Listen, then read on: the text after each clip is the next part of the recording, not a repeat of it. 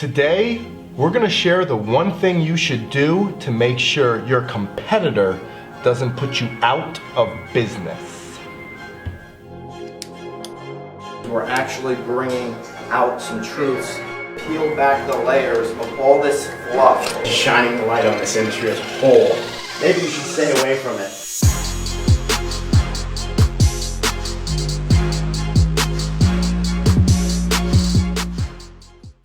Hi everybody, welcome to Real Estate Raw and Uncut. This is episode 140. I'm Byron Lazine, he's Tim Beret.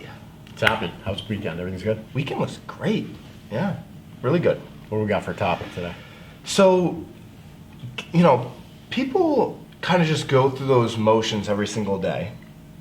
Take a listing, put it on the MLS, do some whatever my advertising routine is, take a buyer out, and they get into that routine, right? Sure. Because it's brought them deals.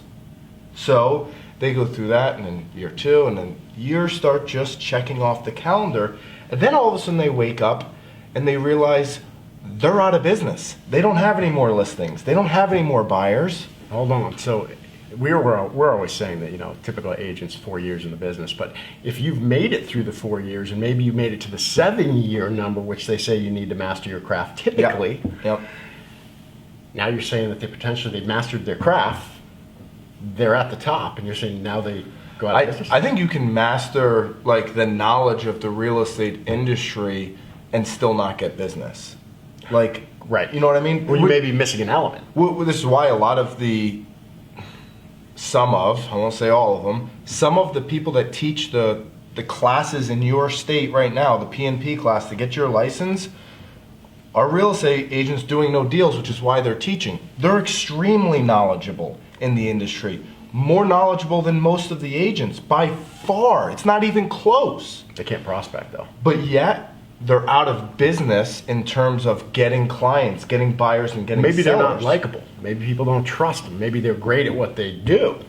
But if they don't have, Yeah, I think it's... everything. We've talked about this a lot. I think if you're the agent that just gets the class, gets the license, and then you're going to rely on a brokerage to bring you clients through their marketing campaigns, through their, mail, through their whatever they're doing, it's going to be very, very difficult if you don't have all those connections, right? Right.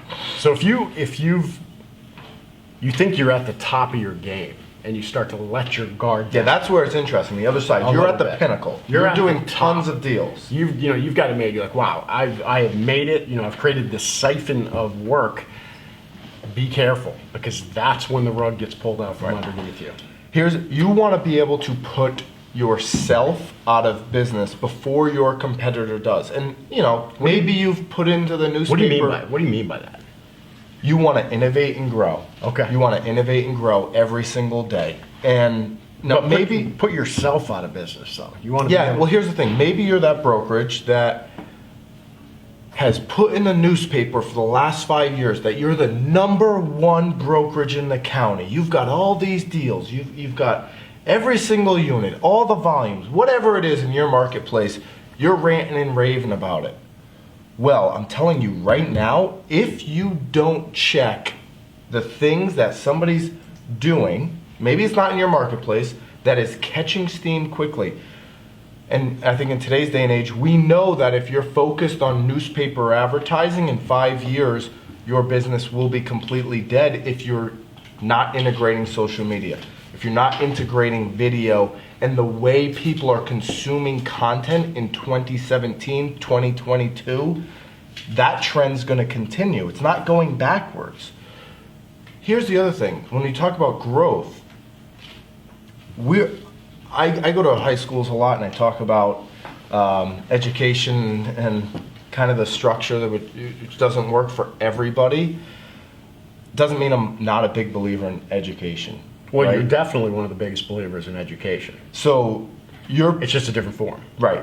So my education's very focused and specific, where I'm taking real dollars out of my pocket every single year in the tens of thousands to learn from the greats in this industry across the country. That type of information's invaluable. That's where the growth comes in. Books, the conversations we have with our team, all these different, things we can do to learn from each other. If you're just in that tunnel of, I'm going to take a buyer out, I'm going to unlock a door and let them in, you may have your referral business, but the rest of your business, the growth of building a company is going to get stigmatized. So the message that I would give would be, if you are at the peak, at the pinnacle, you've reached the top, you're kind of getting comfortable, this is the time to really look at yourself and start to pick apart those inefficiencies and those issues that you may have that lie deep down, because you need to start to really look at yourself and look at where you have the opportunities to grow. Yeah. And that's the basis of even if the minute you are at the top, you probably are on the verge of losing everything, because everything's changing. The variables around you are changing. Think, how many times do we change our mind? Caroline, how many times do we change our mind a week? Right? It's too much. Every day. The laugh says everything. But I'm a big believer in, I'm always going to be the first to say, like, hey, that was a stupid idea I had last week, but I've got a new great idea. But it always comes down to the execution. Correct. Right? You can have as many ideas as you want, but if you're not, to Tim's point, getting the information and growing yourself personally, doesn't mean it. You're not going to be able to execute on it. Exactly. Right? And I'm telling you, I know that doing the same thing over and over again is a comfort. It's a really nice, people like really want to have pleasure, comfort, no pain, shy away from pain. Learning and growing is painful. So like, I've got a newborn at home, she's growing, just grew a couple of inches.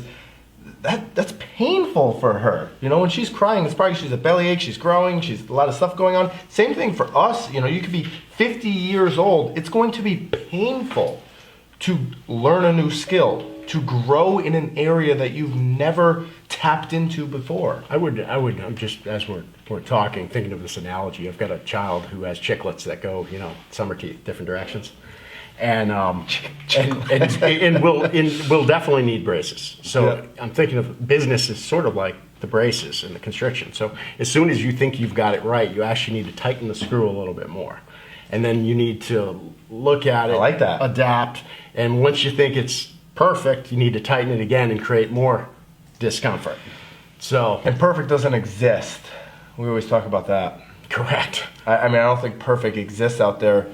So you're gonna tighten them to where you believe is perfect. Right. You're gonna have to, in a year, tighten them again. You're gonna have to tighten it back up, tighten that ship. But then you may move to another culture where all they do is eat bananas, and those teeth are actually not great for it. Or the state of Maine, that would work as well. What culture is that? The banana? I'm not even gonna go there. I'll stop now. One more time. Yeah, I think continuing to grow, so critical. If you're an agent out there that hasn't been to, maybe it's a conference, maybe it's a mastermind group, whatever it is, or haven't even opened a book, right? Consider doing that over the next 30, 40 days. Absolutely. Right? Drop us a comment. Give us your experiences below, and we'll see you next time. Did you say below? Below. Below. Oh. See ya.